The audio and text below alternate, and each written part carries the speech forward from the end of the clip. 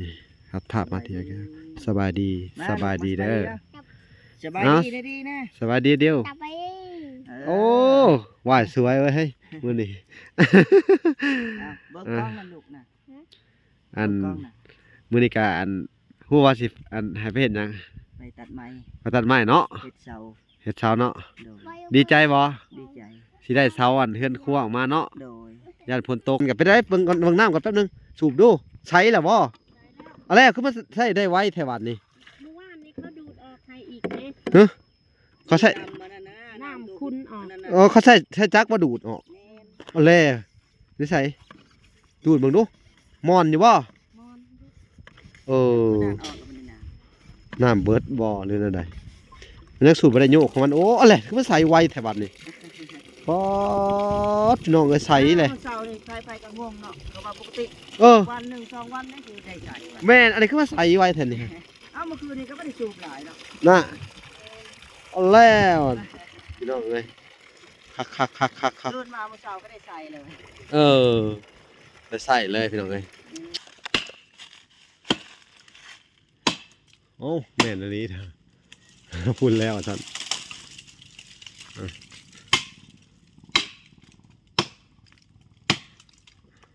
เพราะอะไรนี่ซื้อไม่แดงกำลังดีเลย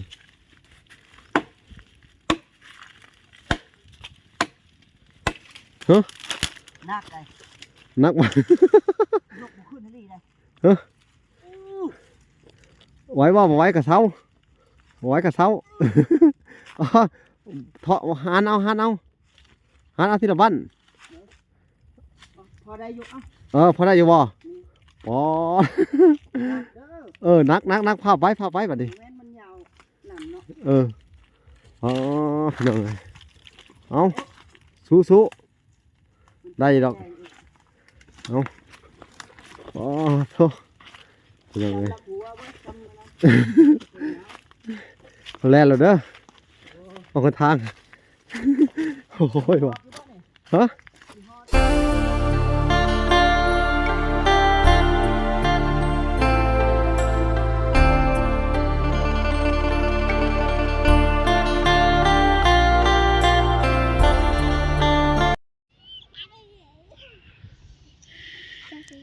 โอเคนะทุกคนเนาะ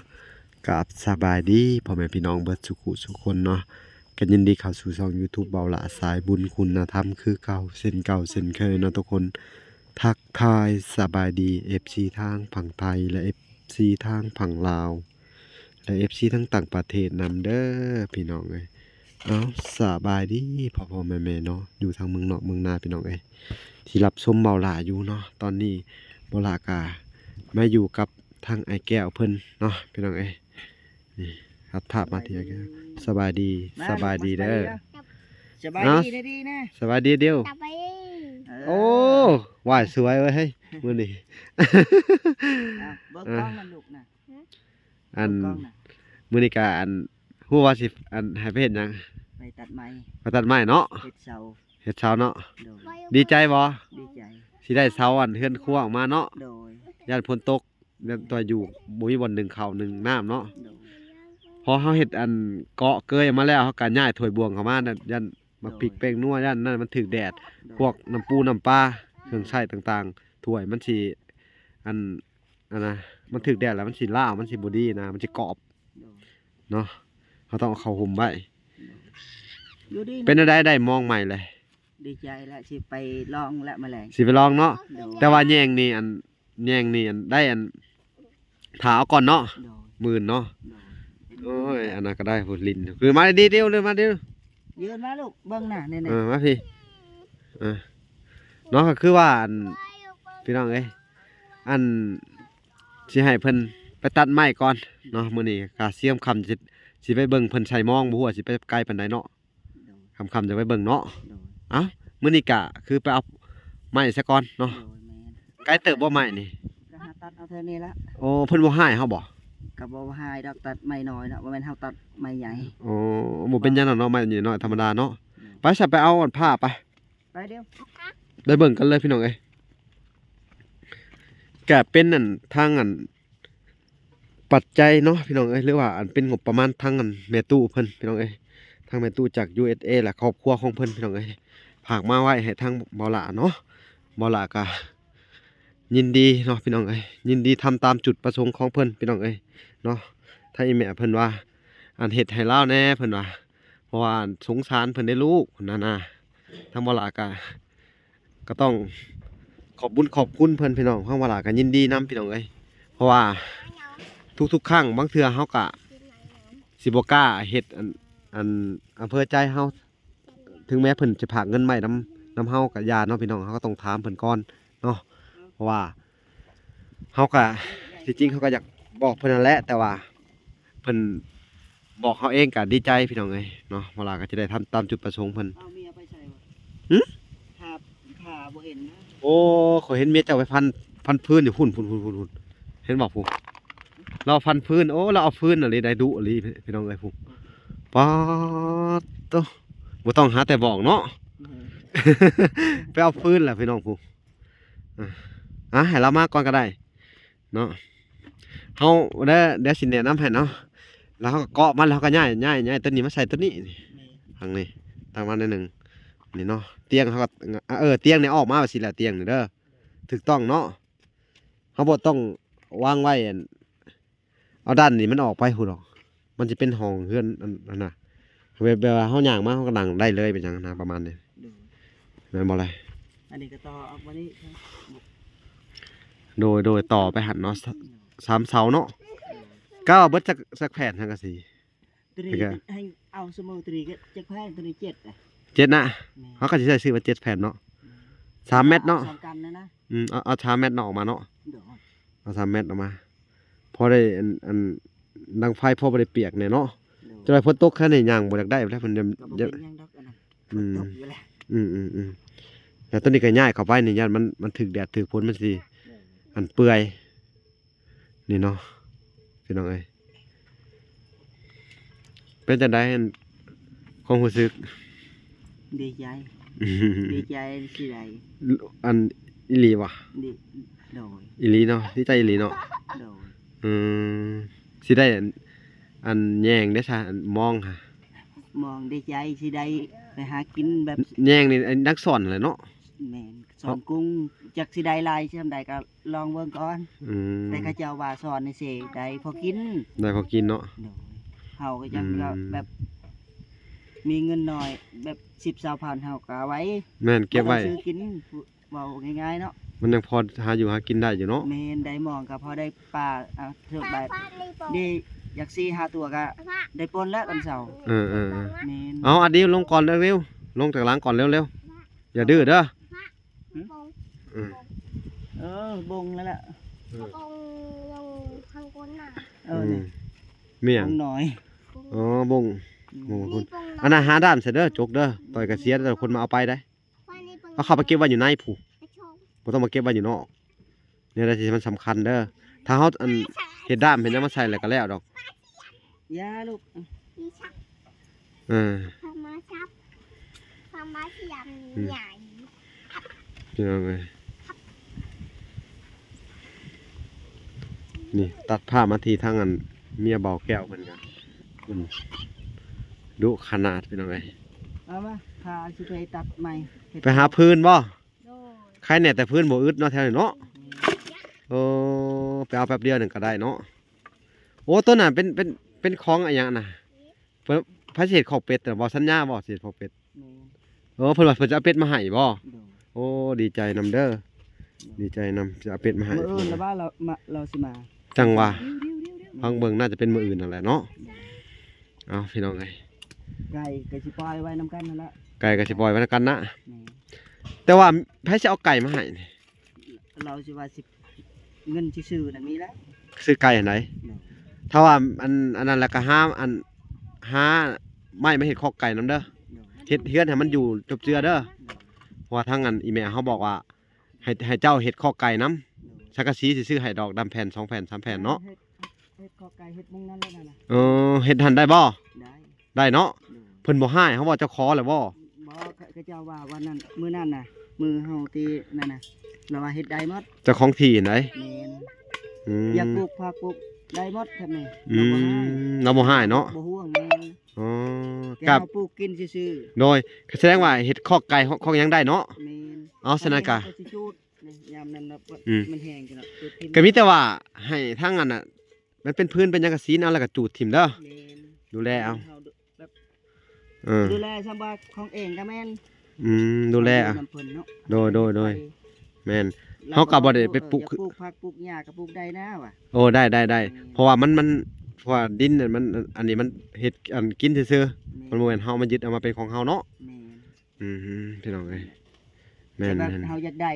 ดินเขาเจ้าก็บ่ให้เนาะไปปลูกผัก เออ หญ้าก็ ปลูกผักเอาซื่อๆหั่นล่ะบ่เป็นหยังเนาะเอาพี่น้องเอ้ยก็ถือว่าอันเฮาก็สิได้ไปเลาะเบิ่งไม้ก่อนเนาะ ไปเบิ่งกันเฮาว่ามันสิอันนั้นปานใด ตัดไว้ ฮะ ตัดไว้ว่ะ อืม เดี๋ยว เอาสัก3เช้าเนาะ เดี๋ยว พี่น้องเอ้ยไป คำเขาสิ ไปเบิ่งก่อน มะ แม่นแหละไปหาอยู่หากินแหละ ดีกว่าอยู่ซื่อ ได้ของใหม่ก็ลองแล้ว ๆ ได้ของใหม่พี่น้องกูมองเพิ่นตากไว้อยู่ซักไว้ได้ฮะ จัดเรียบร้อยแล้ว โอ้เขาว่าซักไว้ก่อนว่ามันจังหมาน แม่นเขาเจ้าบอก เอาพี่น้องเอ้ยทางเอ้ยวันก็ไปได้เบิ่งก่อนเบิ่งน้ำก่อนแป๊บนึงสูบดูใช้แล้วบ่อะไรคือมันใช้ได้ไวแท้บัดนี้ เมื่อวานนี้เขาดูดออกให้อีกเด้ เขาใช้ น้ำมันน่ะนะ น้ำคุณออก นั่นน่ะ เขาใช้จักรมาดูดออก แม่น เอาแลนี่ใส่ดูดเบิ่งดูมอนอยู่บ่ มอน เออ น้ำออกแล้วมันนี่นะ น้ำเบิดบ่หรือแนวใดมันยังสูบบ่ได้โยกของมันโอ้อะไรคือมันใสไวแท้บัดนี้ป๊อดพี่น้องเอ้ยใสเลย เช้านี่ใครไปก็ง่วงเนาะก็ว่าปกติ เออ วันหนึ่งสองวันนี่คือใจใจว่ะ แม่นอันนี้คือมันใสไวแท้นี่ เอ้าเมื่อคืนนี้ก็ไม่ได้สูบหลายเนาะ น่ะเอาแล้วพี่น้องเอ้ยคัก ตื่นมาเมื่อเช้าก็ได้ใส่เลย เออได้ใส่เลยพี่น้องเอ้ย อันนี้ก็มุดมือจะมาใส่น้ำตรงนี้เนาะ ตื่นมาก็ได้ใส่เลยเนาะ เดี๋ยว เออ เมื่อคืนนี้ก็ไม่ได้สูบอย่างมากมายเลย คักอะไรพี่น้องเอ้ยนี่ฮะคักเลยโอ้นี่น้องเอ้ยเอ้าถือว่าน้ำก็สะอาดเนาะใสงามพืชอยู่วะ บ่คือจะนะ เออ ของน้องบ่ คักไว้รุ่นนี่เนาะเพิ่นเฮ็ดอันนี้ให้เนาะเห็นแนวสูบให้ว่าสิเนาะเท่า อยากเปลี่ยนจะเปลี่ยนได้นี่ บ่เป็นหยังคักแล้วไม้นี่เอ้าพี่น้องเอ้ย เจ็บมือ บ่เจ็บมือเอาโอเค พี่น้องเฮาสิได้ไปเบิ่งหาไอ้แก้วตัดไม้เลยพี่น้องเอ้ยไปกันเลยพี่น้องเอ้ยไกลเติบบ่ ไปหาปั๊บเอาตัวนี้แล้ว เอาไม้สำคาเด้อสำคาโตะนี่ได้เฮาเฮ็ดเกาะมามันจักทนแน่ เนี่ยอยากได้ไม้บกเนาะมันสิทนกว่า แล้วแต่ แต่มันบ่มีกันนะ ข่อยสงสัยมานานแล้วนี่ดอกเหลืองๆมันดอกหยังกันแท้นี่เขาเป็นต้นหยัง เป็นต้นนี่ยังก็เอิ้น เขาว่ามันเป็นอันอะไรนี่พี่น้องเอ้ยนี่มันเป็นสมุนไพรอีหยังเลยแหละ อืม ดอกเหลืองๆเลยพี่น้องเอ้ย แล้วจะพกอีหยังก็เอิ้นแต่ต้นใหญ่เขาฮู้อยู่แล้ว เขาต้นนั้นมันมีประโยชน์นะเขาบอกมีคนหาอยู่ตะกี้พี่น้องเอ้ยบัวาเพิ่นมันเป็นสรรพคุณอีหยังแหละพี่น้องเอ้ยเขาก็ลืม คนเขาฮู้พวกนี้ต้นนี้แต่นี่บ่ฮู้จะคือหยัง เนาะ อืม อันนี้ก็ยังเป็นโคกเป็นป่าอยู่ได้พี่น้องเอ้ย อันนี้ก็เอาดินที่นั่นแล้วแหละนี่คือของดินเขามื้อนั้นน่ะ อ๋อ เอาที่แล้วว่าดิน เนี่ยนี่ต้นนี้มันเอาบ่ได้บ่นี่ต้นบะมันไงนี่ บ่เอานะไปหาเอาอยู่ที่ป่ะ เอาไปเบิ่งน้ำกันพี่น้องเอ้ยอันนี้ไปเรื่อยๆนะมันสิมีถุงหน้าบ่นี่ อันนี้มันเป็นนาอันนั้นอีกนาพวกนาทองนี่บ้านใหม่นี่อยู่นี่ โอ้ ก็ไปวิทย์นี่มันมีหัว ส่วนหลายเนาะมันจะเป็นต้นติ้วหลายเนาะ โน่ แถวนี้ เป็นผิวร้ายแบบนี้ โอ้ยนี่นี่จะต้นกระติ้วเลยทั้งนี้นี่เอาลำชีใหญ่ๆเด้อนี่สำนี้ก็ได้กกนี่พันโลดนี่แน่นนั่นนี่แน่นนั่นต้นนี่ นั่นไปเอาพวก ไม่แกนต้นนั้น เอาพวกแดงไหม ฮะ พวกไม่แดงเอาไหม เอาตีแหละก็มีไปเบิ่งไปเอาไม่แดงนั่นแหละครับลองมาสิแกนเนี่ยเนาะทำไปได้ไม่แดงให้ดีเหรอพี่น้องได้นี่แหละ โอ้พอดีสำนันเลยได้หัด2 ทอนได้2 ลำตัดตำๆแนวหนึง พอดีได้2ถอน 2 ทอนเนาะ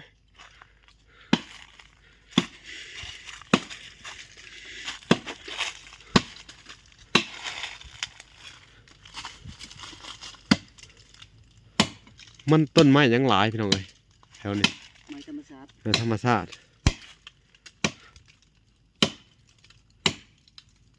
ไม้แดงเนี่ย อืม แข็งแน่เลย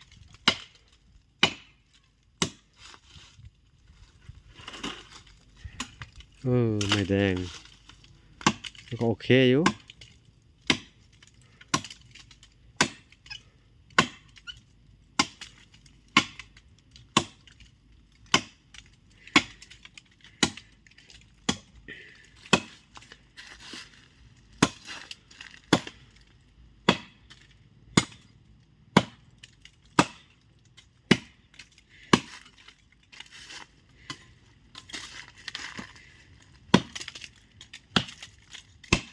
มีแก่นเนาะ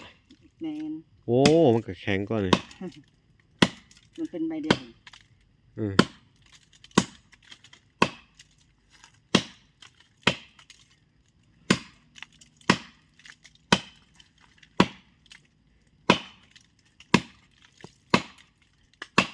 มันสิลงไปทางไหนทางพุ่นบ่ ลองเบิ่งเด้อเอาสิลงมาทางกันกับบอกเลยเด้อ ทางพุ่นแล้ว ทางใดทางเฮาพี่น่ะ แม่ เร็วทับหัวกันต้นนี่ออกกันพี่น้องเอ้ยเบิ่งกันเด้อโอ้แม่นอันนี้เถอะพูดแล้วท่าน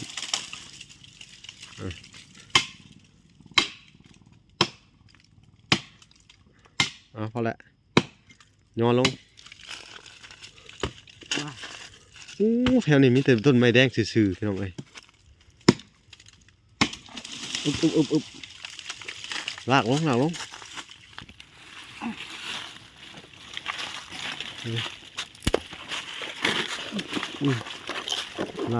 ได้2 ลำพี่น้องได้2 ทอน วางเด้อ ได้2 ทอน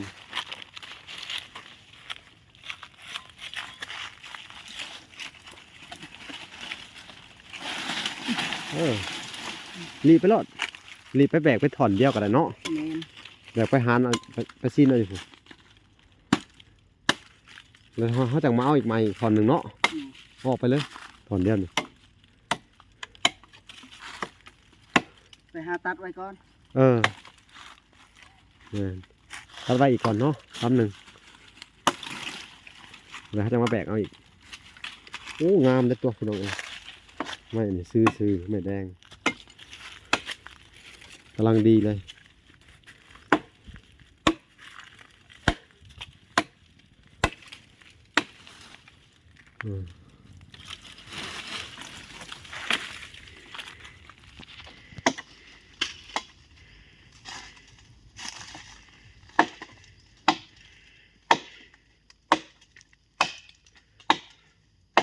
เขาเอาไม้เส้นเอาก็ได้เนาะบัดเลยเนาะเส้นละ50เนาะนั่นแหละ เอาอยากเสือก็ไปหาตัดเอาไม้เท่านี้ละ บอกเบิ้ลยันดอกราคามันจะได้เวลาเขามุงมันจะได้อันน่ะ ดีๆเลยเนาะ เอาเสาธรรมดาเอา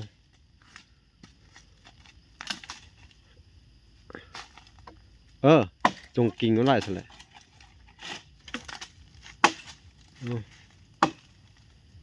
โอเค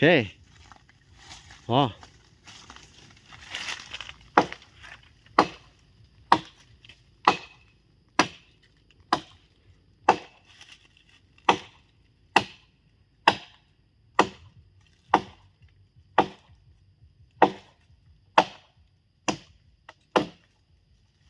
ไปต่อต้นใหม่เลย หาต้นไม้ก่อน โอเค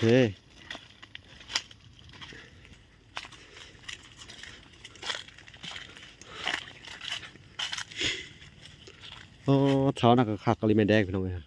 แต่มันใหญ่โพด มันใหญ่ เอาไว้ให้เจ้านะ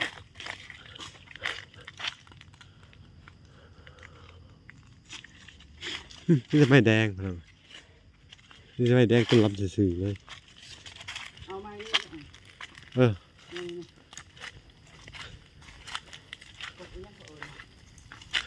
กกแตะมันเปื่อยไว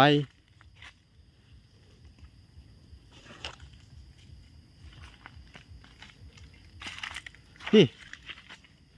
ได้ป่ะหัวงามเนาะ หรือเอาโคพอกบ่ เสาหนึ่งบ้างเอามาอย่างกระดาษได้ป่ะหรืออะไร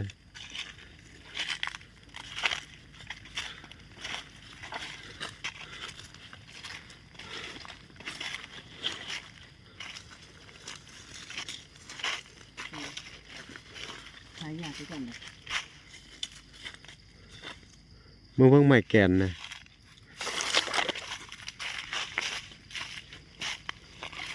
อันนี้เป็นเดินไปเลย โดนในเป็นหน้าเขา กกเข่งเหรอแม่ พวกแข้ง ไม่เข่ง พี่ใหญ่ครับจะไป เออ เอาไปเข้านะ ไว้ซะกกเป้าได้บ่เนี่ยข้างหน้า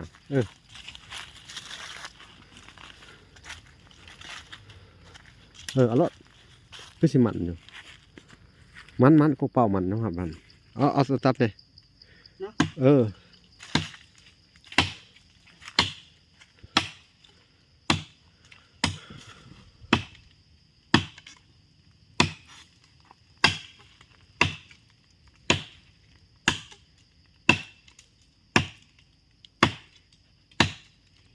แค่ในพ้นตกน่าจะมีอื่นเนาะ มือ แต่ก่อน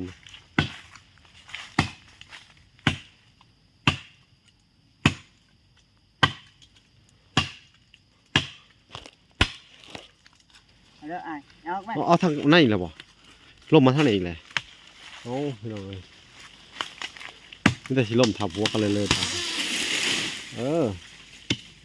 เลือกเสือ นี่เด้อดิบักตัวนี้ให้เป็นงามไว้เด้อ เลย เอาตัวงามมันเลยแสดงกับเอาเมื่อผมเดียวกันเลยจะขอสิแบกลำนี่จะแบกลำน่ะเด้อ เลย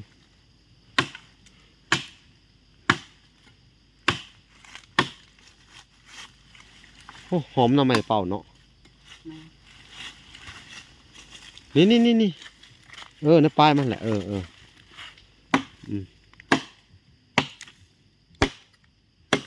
เดี๋ยวพันดิน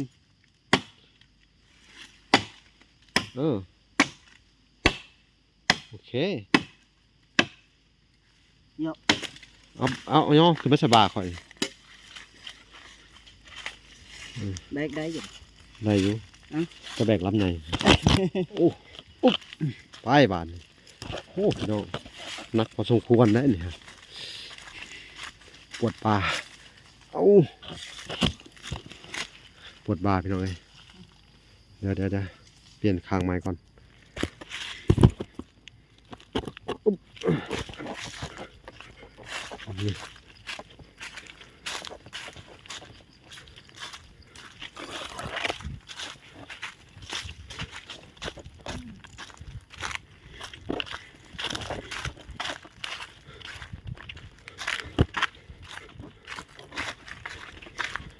ให้เพิ่นแบกลำใหญ่จังเลย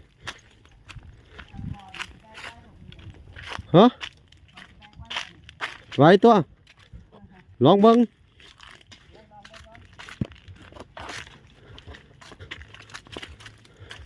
เพิ่งมาได้ใกล้ปันได ปลาโพนักเลย นักมาย กบุขึ้นนี่เลย ไว้ว่าบ่ไว้กับเสาไว้กับเสาเถาะหานเอาที่ละบ้าน พอได้อยู่อ่ะ พอได้อยู่บ่อ๋อนักภาพไว้บัดนี้ แม่นมันยาวหนำเนาะ พี่น้องเลยเอาสู้ได้ดอกโธ่พี่น้องเลยแล่นแล้วเด้อออกทางโอ้ยว่ะฮะหมูหักกระว่างก่อน ใส่ไว้เด้อ อย่างไว้ เบิ่งไปเอาคอสั่น ว่ามันยาว ทั้งยาวทั้งใหญ่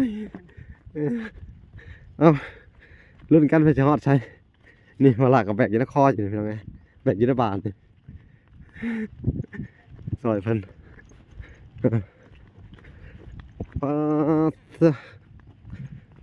นักพอสมควรพี่น้องเลยคือนั้นที่ใหญ่คือของบ่อแก้ว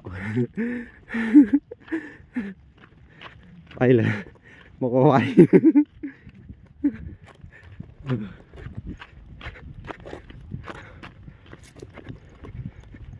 เอาโหสิฮอดแล้วแหละวัดเอาวัดเอา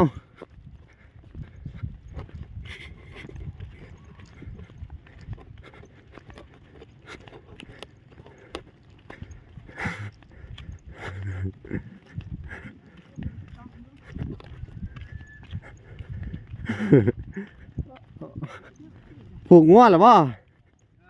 ง้อออกหน้าเลยเนาะโอ้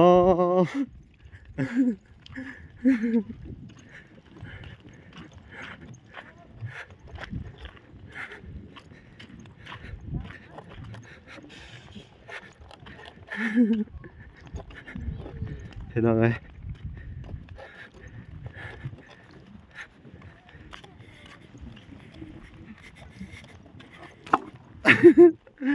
นักขนาด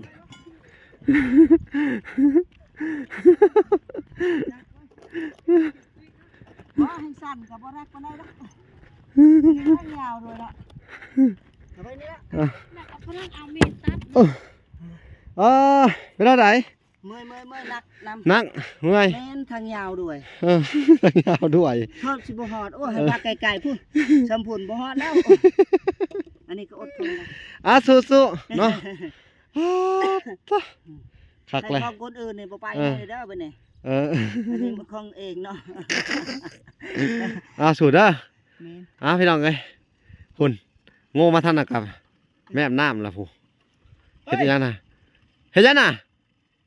ขึ้นมาแม่เฮ็ดยังน่ะขึ้นไปแม่น้ำต้มนะฮะ